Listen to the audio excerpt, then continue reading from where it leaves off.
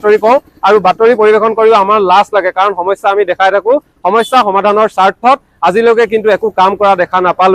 আমি এতিয়া গালি পাৰিম কাক, সমালোচনা কৰিম কাক? বৰষুণ দিছে, পানী হ'বই, আৰু এনে মনোবৃত্তিৰে আমি জীয়াব লাগিব, কাৰণ বৰ্তমান সময়ত আমি কাৰো পৰা আশা কৰিব নোৱাৰো। আপুনি যদি নাজিৰাৰ এই কালভাৰখিনি চাই, কালভাৰ চাফ চিকুণ কৰা হৈছে নাই, ইয়াৰ পানী নিব পাৰিছে নে, টানিব পাৰিছে নাই, ইয়াক লৈ প্ৰশ্নৰ অৱতাৰণা হয়। বৰ্তমান সময়ত মই দেখাইছো এয়া নাজিৰা চৰকাৰী সাহায্যপ্ৰাপ্ত চিকিৎসালয়, আৰু ইয়াত এতিয়া কোনো ৰোগী নাই। আৰু ৰোগী কিয় নাই আপোনালোকে দেখিছে। এই পৰিৱেশত যদি ৰোগী যায়, ৰোগীও পানীত ডুবি মৰিব লগা অৱস্থা হ'ব। আৰু এনে এটা পৰিৱেশ গঢ় লৈ উঠিছে। প্ৰতি বছৰেই যেতিয়াই বৰষুণ হ'ব তেতিয়াই এনেধৰণৰ পৰিৱেশৰে সূচনা হ'ব।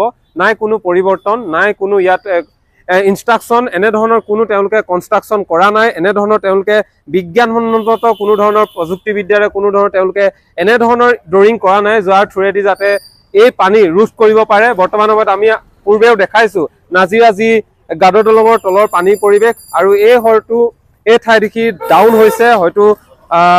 আৰু এই কালভাৰটো দেখাইছো, কালভাৰটোৰ তলত আপুনি ভিডিঅ' দেখালে গম পাব এনেধৰণে পানী গৈছে, পানী ভৰ্তি হৈ আছে, কিন্তু এই কালভাৰটোৱে পানী টানিব পৰা নাই। আৰু কিয় হোৱা নাই? কালভাৰটো হয়তো বহু বছৰ ধৰি চাফ চিকুণ কৰা হোৱা নাই। এই দায়িত্ব আচলতে কাৰ? কালভাৰসমূহ চাফ চিকুণ কৰাৰ দায়িত্ব কাৰ? আৰু এই দায়িত্বৰ যদি আমি প্ৰশ্ন সোধো, তেনেহ'লে এই প্ৰশ্নবোৰ সুধিলেও তেওঁলোকৰ কাৰণে আমি বেয়া হ'ম। আমি এতিয়া সেয়ে সমালোচনা কৰিম কাক? যদি আমি সমস্যা পাইছো, সমস্যাৰ মাজত আমি যুঁজিব লাগিব, কাৰো পৰা আশা কৰি লাভ নাই। প্ৰতি বছৰে যিদিনাই পানী হয়, সেই পানী হোৱা কেইদিনা আপোনালোকে চিকিৎসালয়লৈ নাহিব, আপোনালোকে বেলেগ ঠাইলৈ যাওক, কাৰণ এইদৰে প্ৰতি বছৰে বৰষুণ দিব, পানী হৈ থাকিব, কৃত্ৰিম বানপানী হ'ব, আৰু বানপানীৰ মাজেদি আপুনি জীয়াব লাগিব। কাৰণ ইয়াত পৰিৱৰ্তন বিচাৰি, ইয়াৰ কিবা উন্নীতকৰণ বিচাৰি কাৰো পৰা আশা কৰি লাভ নাই। কোনেও কাৰো কথা নুশুনে। যেতিয়া ভোটৰ সময় হ'ব, সেই সময়ত কেৱল আপোনালোকৰ ওচৰলৈ যাব, ইটো কৰিম সিটো কৰিম, তেওঁলোকে আপোনালোকক ভুৱা আশা দিব, প্ৰতিশ্ৰুতি দিব, কিন্তু সেই প্ৰতিশ্ৰুতি বাস্তৱত ৰূপায়িত নহয়। যদি বাস্তৱত প্ৰতিশ্ৰুতি ৰূপায়িত হোৱা হ'লে এনেধৰণৰ উদাহৰণ নোলালে হয়। এই উদাহৰণবোৰ প্ৰতি বছৰে আমি বাতৰি কওঁ আৰু বাতৰি পৰিৱেশন কৰিও আমাৰ লাজ লাগে, কাৰণ সমস্যা আমি দেখাই থাকো।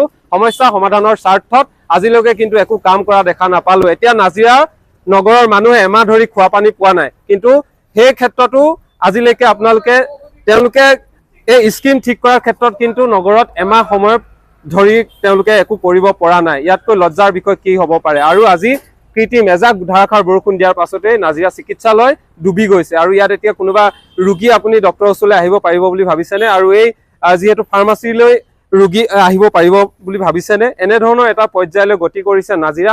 তাৰ পাছতো কিন্তু জনপ্ৰতিনিধি হওক সকলো শান্ত মনে বহি থকা দেখিবলৈ পোৱা গৈছে, কাৰণ ইয়াত ভোটৰ স্বাৰ্থ আছে। ৰাইজৰ সমস্যাৰ তেওঁলোকৰ বাবে ডাঙৰ নহয়। আৰু ইয়াতকৈ উৎকৃষ্ট উদাহৰণ আৰু কি আছে আমি নাভাবো। এয়া সামগ্ৰিক পৰিৱেশ দেখালো, নাজিৰাৰ সামগ্ৰিক দৃশ্য দেখাইছো।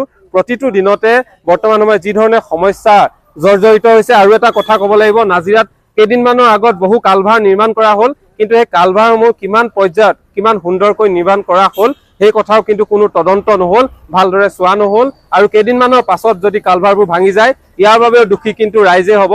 তেওঁলোকে এইবোৰত খোজ কঢ়াৰ কাৰণে দুখী হ'ব, বেলেগ একো নহয়। আৰু এইবোৰ কাম চলি থকাৰ বাবে বৰ্তমান সময়ত আমাৰ অঞ্চলবোৰ কোনো অঞ্চলে বৰ্তমান সময়ত উন্নয়ন হোৱা নাই। যদিও উন্নয়ন হৈছে, সেই উন্নয়ন দুদিনীয়া। আৰু এয়া চব চিকিৎসালয়ৰ মাজৰ পৰা কিদৰে আহিব লগা হৈছে, কেনে এটা পৰিস্থিতিত আহিব লগা হৈছে। আৰু এনেধৰণৰ পৰিৱেশ প্ৰতি বছৰে সূচনা হোৱাৰ পাছতো কিন্তু বিশেষ ব্যৱস্থা কোনো বিভাগে লোৱা পৰিলক্ষিত হোৱা নাই, কোনো জনপ্ৰতিনিধিয়ে লোৱা পৰিলক্ষিত হোৱা নাই।